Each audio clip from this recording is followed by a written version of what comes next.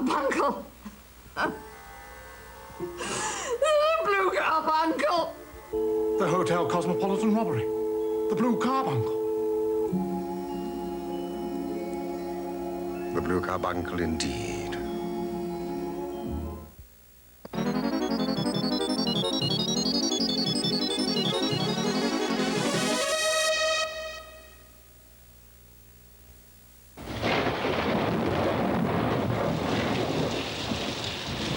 Mystery is made possible by a grant from Mobil Corporation.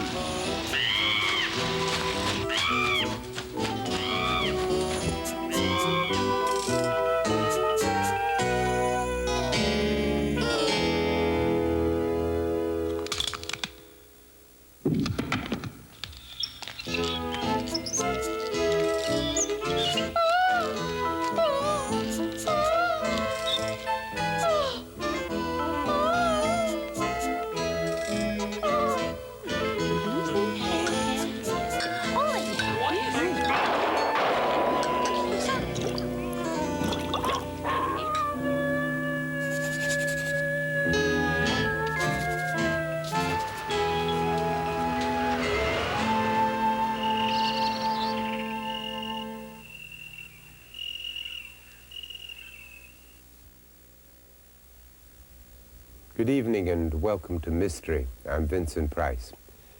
Tonight, the final episode of our first series of The Adventures of Sherlock Holmes. But we promise you that Mystery will bring you a second series soon. You know, there have been a great many parodies written about Sherlock Holmes. Even Conan Doyle wrote two. But he said that his favorite parody of his famous character was written by Sir James M. Barrie.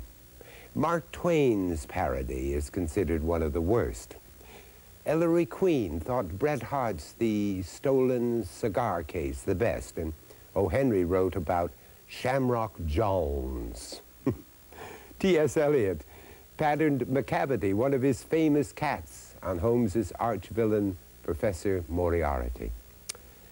Holmes has also lent his image to an unbelievably varied array of products, beginning with a supposed endorsement of Beecham's Pills in 1894. And then there quickly followed Conan Doyle playing cards, which were available with the purchase of Turf cigarettes. And a whole slew of music hall songs were written extolling the detective's glories. London Transport named one of its trains the Sherlock Holmes Special. And the Northumberland Arms pub was rechristened the Sherlock Holmes. But nothing, as far as I'm concerned, matches the charm of the present-day Baker Street establishment, the My Dear Watson coffee shop. Tonight's story finds Holmes in his Baker Street lodging at Christmas time. But a scandalous theft is about to disturb his solitude, and he begins to unravel the adventure of the blue Carbuncle.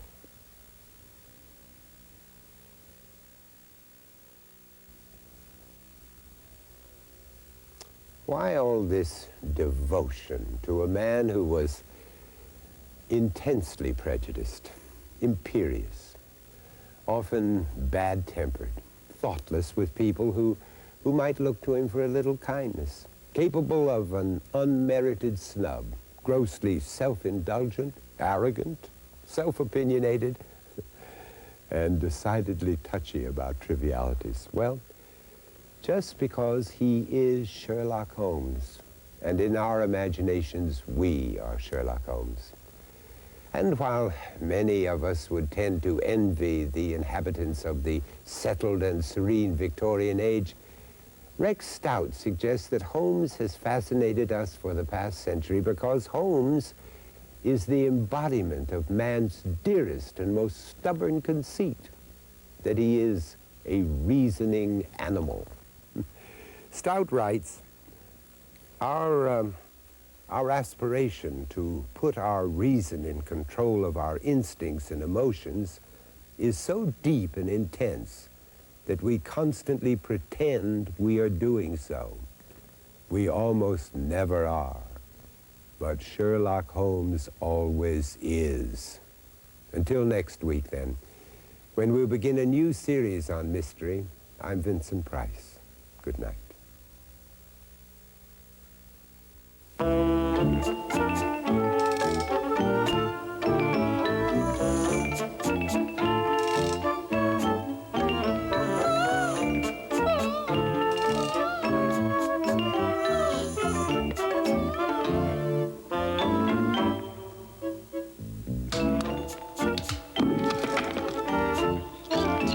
Mystery is made possible by a grant from Mogul Corporation.